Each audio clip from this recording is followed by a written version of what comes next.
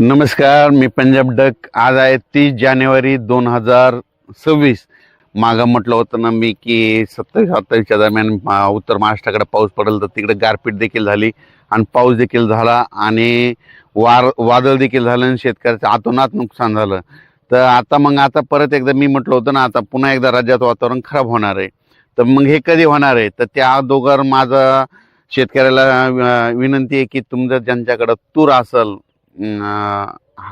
असल, कोणाचा हरभरा काढायला आलेला असल, तर मका काढायलेली आले असल, तर त्या सर्व शेतकऱ्याला सांगू इच्छितो की हा अंदाज लक्षात. तर राज्यामध्ये आज आहे 30 जानेवारी 2026 आणि येणाऱ्या 3 तारखेला म्हणजे 3 फेब्रुवारीला, म्हणजे फेब्रुवारीच्या पहिल्या आठवड्यात 3 फेब्रुवारी, 4 फेब्रुवारी आणि 5 फेब्रुवारी दरम्यान राज्यात परत एकदा वातावरण खराब होणार आहे. म्हणून हे अंदाज लक्षात घ्यायचा. मग ते नेमकं कुठं होणार आहे? तर तुम्हाला सांगू इच्छितो, राज्यात ते वातावरण पूर्व विदर्भ, पश्चिम विदर्भ, उत्तर महाराष्ट्रामध्ये ह्या 3 विभागामध्ये राज्यात वातावरण खराब होणार आहे. आणि 3 विभागामध्ये सगळीकडे पाऊस पडणार नाही, पण तुरळक भागात काही ठिकाणी पाऊस पडणार आहे. आणि मराठवाड्यात देखील काही भागात देखील तुरळक भागात येणार आहे. सर्वदूर मराठवाड्यात काही येणार नाही. त्याच्यामुळे ही अंदाज सर्व शेतकऱ्यांनी लक्षात घ्यायचा.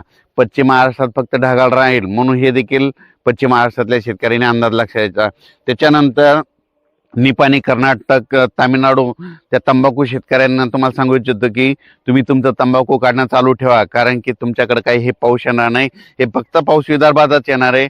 मग तुम्हाला एक सांगू इच्छितो, हे नेमका पाऊस कोणत्या कोणत्या जिल्ह्यातल्या काही भागामध्ये येऊ शकतो. तर तुम्हाला सांगतो, सुरुवातीला आपण बुलढाणा जिल्हा घेऊ. बुलढाणा जिल्ह्यामध्ये मेकर तालुका, त्याच्यानंतर नांदुरा, जळगाव, खामगाव, जळगाव जामोद, त्याच्यानंतर इकडं अकोला ह्या परिसरामध्ये तुरळक ठिकाणी 3, 4, 5च्या दरम्यान काही भागातच पाऊस येणार नाही, सगळीकडे पडणार नाही. म्हणून हा अंदाज बुलढाणा जिल्ह्यातल्या सर्व शेतकऱ्यांनी लक्षात घ्यायचा. रिसोडकडे देखील जाईल, वाशिमकडे देखील जाईल, शिरपूर जैनकडे देखील असणार आहे. त्याच्यानंतर ते पाऊस अमरावतीकडे, अकोल्याकडे तुरळक भागात पडणार आहे. त्याच्यानंतर वर्ध्याकडे तुरळक भागात राहील, नागपूरकडे तुरळक भागात राहील, चंद्रपूरकडे निसतं थेंब येतील, यवतमाळ भागामध्ये तुरळक भागामध्ये जिल्ह्यामध्ये कुठेतरी थेंब येतील. म्हणून हे यवतमाळ जिल्ह्यातल्या शेतकऱ्यांनी अंदाज लक्षात घ्यायचा.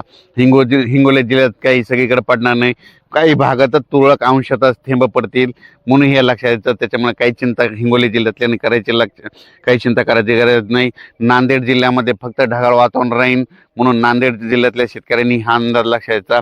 लातूर जिल्ह्यामध्ये फक्त ढगाळ वातावरण राहील, तिकडे काही पाऊस येणार नाही, त्यांना काही चिंता करायची गरज नाही. परभणी जिल्ह्यात देखील एवढा काही पावसाचा काही फरक पडणार नाही. फक्त परभणी जिल्ह्याचा जे इकडला भाग आहे, म्हणजे जिंतूर तालुका, शेलू तालुका ह्या पट्ट्यामध्ये तुरळक ठिकाणी कुठंतरी थेंब येतील, सगळीकडे पडणार नाही. त्याच्यामुळे परभणी जिल्ह्यातल्या शेतकऱ्यांनी हा अंदाज लक्षात घ्यायचा. जालना जिल्ह्यामध्ये भोकरदन, कन्नड, जाफराबाद, सिंदखेड राजा ह्या पट्ट्यामध्ये मात्र तिकडल्या भागात मात्र थेंब येणार आहेत. तिकडल्या शेतकऱ्यांनी म्हणजे तिकडल्या जालना जिल्ह्यातल्या त्या भागामध्ये पाऊस पडणार आहे, म्हणून हा अंदाज जालना जिल्ह्यातल्या शेतकऱ्यांनी लक्षात द्यायचा. संभाजीनगर जिल्ह्यामध्ये फुलंब्री त्या पट्ट्यात, कन्नड त्या पट्ट्यामध्ये, वैजापूर, गंगापूर त्या पट्ट्यामध्ये तुरळक ठिकाणी पाऊस येणार आहे, म्हणून हा अंदाज संभाजीनगरच्या शेतकऱ्यांनी लक्षात घ्यायचा.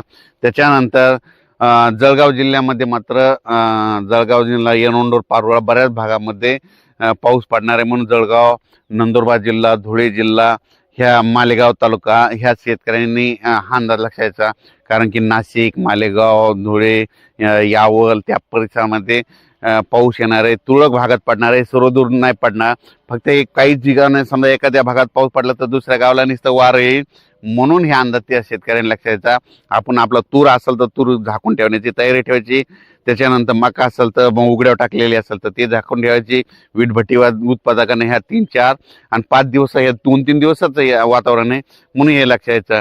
त्याच्यानंतर आपण पश्चिम महाराष्ट्राकडे वळू, म्हणजे सोलापूर जिल्ह्याकडे निसर्ग ढगाळ वातावरण राहील, सांगली जिल्ह्याकडे ढगाळ वातावरण राहील, कोल्हापूरकडे देखील ढगाळ वातावरण राहील. त्याच्यानंतर सातारा, सांगली, सोलापूर, कोल्हापूर, पुणे देखील ढगाळ वातावरण आहे, म्हणजे 3 दिवस राहील, म्हणून तिकडे पाऊस काय येणार नाही. त्याच्यामुळे काही चिंता करायची गरज नाही.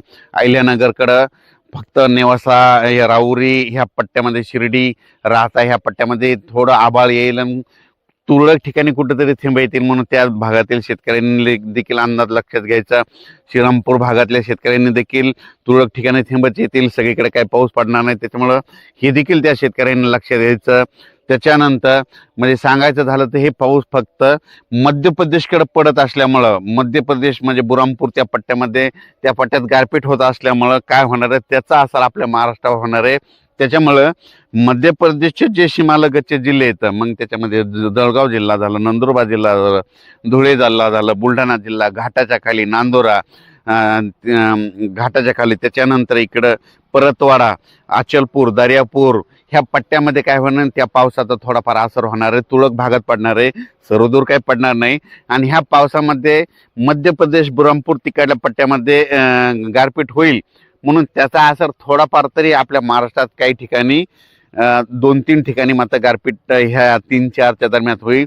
पण ती कुठं होणार आहे तुम्हाला सांगतो, ती देखील विदर्भातल्या म्हणजे जिथं जिथं डोंगराळ भाग आहे त्या भागातच होईल. जिथं नदीच्या कडीचा जिथं भाग असतो तर त्या पट्ट्यामध्येच होईल, सगळीकडे होणार नाही. त्याच्यामुळे एवढी काही चिंता करायची गरज नाही. तुम्हाला एक सांगू इच्छितो, मागच्या व्हिडिओमध्ये सांगितलं गारपीट सगळीकडे होत नसते, दरवेळेस गारपीट भाग बदलत राहते, म्हणून हा अंदाज सर्व शेतकऱ्यांनी लक्षात घ्यायचा. फक्त हे 3, 4, 5चा पाऊस फक्त विदर्भातच पडणार आहे. म्हणजे विदर्भात जळगाव जिल्हा, बुलढाणा जिल्हा, अकोला जिल्हा, अमरावती जिल्हा, ह्या अमरावती, वर्धा, भंडारा, नागपूर ह्या पट्ट्यामध्ये तुरळक भागात येणार आहे. त्याच्यामुळं ह्या त्या विदर्भातल्या शेतकऱ्यांनी खास करून आपण आपल्या तुरीचं नियोजन करायचं. त्याच्यानंतर राज्याचं हे फक्त वातावरण 3 फेब्रुवारी, 4 फेब्रुवारी आणि 5 फेब्रुवारी दरम्यान राहणार आहे. 7-8 पासून राज्यात परत उन्हाचा पारा वाढणार आहे. 12 तारखेपासून राज्यात परत तीव्र ऊन वाढणार आहे.